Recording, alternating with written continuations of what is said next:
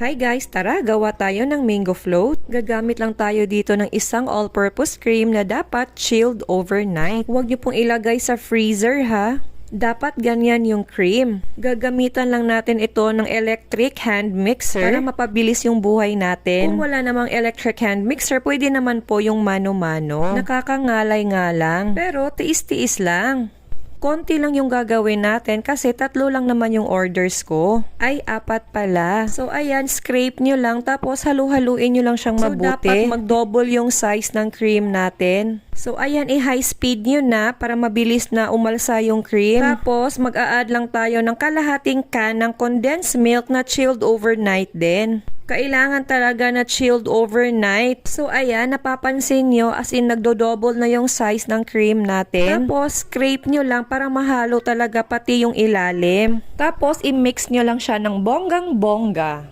O, diba? Ang ganda ng alsa ng cream natin. Huwag nyo talaga ilagay sa freezer yung cream kasi magtutubig lang yun. Tapos, maglalagay lang ako ng secret ingredients.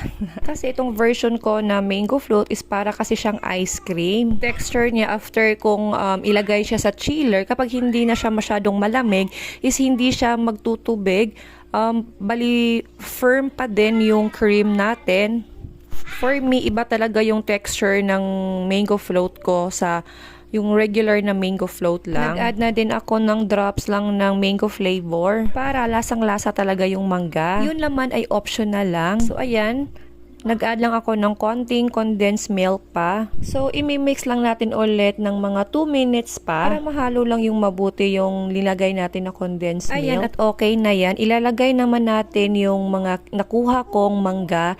Yan po ay galing sa buto ng mangga. O, diba? Wala talagang sayang. Ang mahal naman kasi ng mangga dito, lalong-lalo na kapag hindi season ng mangga. Nabili ko is nasa 210 ata o 250. 3 mangga at na yan. Yung selling price ko ng mango float ko is depende din kasi minsan merong 110, merong 130. So depende talaga kapag yung mangga is mura or mahal. Magagamit ako dito ng 500 ml na container. So ayan yung first layer natin. So naglagay lang ako ng graham crackers.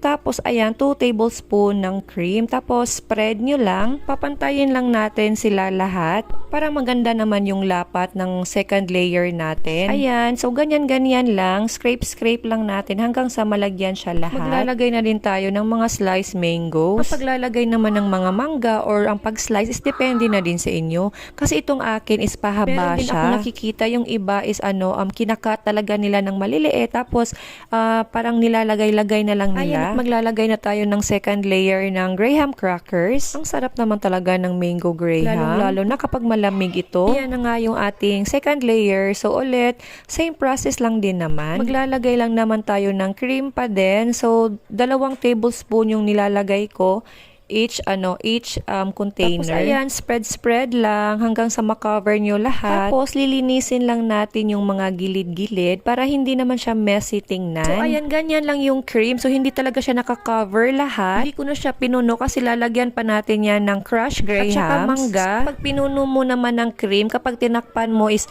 mag-overflow lang siya. Tapos lagyan na lang natin ng crushed grahams. So kapag naglagay ako ng crushed grahams, so ganyan lang din kakonti kapag naglagay ako ng crushed graham. Hindi ko talaga siya pinupuno ng crushed graham. Kasi nakakasamid talaga siya kapag punong-puno ng crushed grahams. Kasi yun yung ginawa ko dati. Mas maganda tignan kapag nakikita mo yung cream. For me lang ayan, naglagay lang pala ako ng mga mangga dyan sa ibabaw. So pa-square lang yung cut ko sa mga mangga. Kasi dati, yung ginagawa ko sa mangga is pino-form ko siya ng parang bulaklak.